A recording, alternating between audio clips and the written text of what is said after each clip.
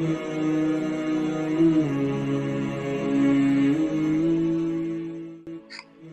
بالله من الشيطان الرجيم بسم الله الرحمن الرحيم فإذا ركبوا في الفلك دعوا الله مخلصين له الدين فلما نجاهم إلى البر إذا هم يشركون।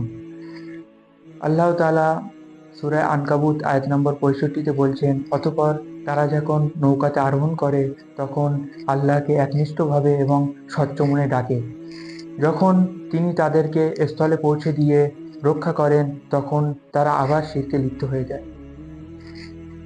সুপ্রিয় দর্শক মণ্ডলী, সম্মানিত ভাই ও বোনেরা, আমরা এই আয়াত থেকে একটি গুরুত্বপূর্ণ শিক্ষা পাই যে আল্লাহ আমাদের জীবনের প্রতিটি অবস্থায় পরীক্ষা করেন এবং পরীক্ষা নেন। যখন আমাদের জীবনে বিপদ আসে, যখন আমাদের জীবন সংকটে পড়ে, তখন আমরা একনিষ্ঠভাবে আল্লাহকে স্মরণ করি এবং আল্লাহর কাছে সাহায্য চাই।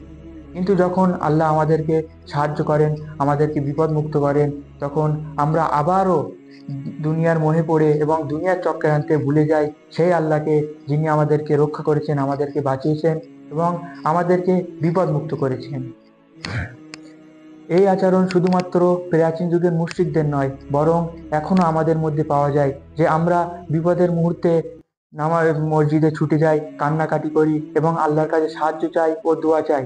কিন্তু যখন আমাদের জীবনে শান্তি ফিরে আসে তখন আমরা নামাজ ভুলে গিয়ে গুনাহের দিকে চলে যাই এবং গুনাহের দিকে ফিরে যাই। আমাদের উচিত শান্তি হোক বা বিপদ, সব অবস্থায় আল্লাহকে একনিষ্ঠভাবে ডাকা এবং তাঁর কাছে কৃতজ্ঞ থাকা। তাহলেই আমরা পরিচিত ও পরিপূর্ণ ঈমানদার হতে পারবো।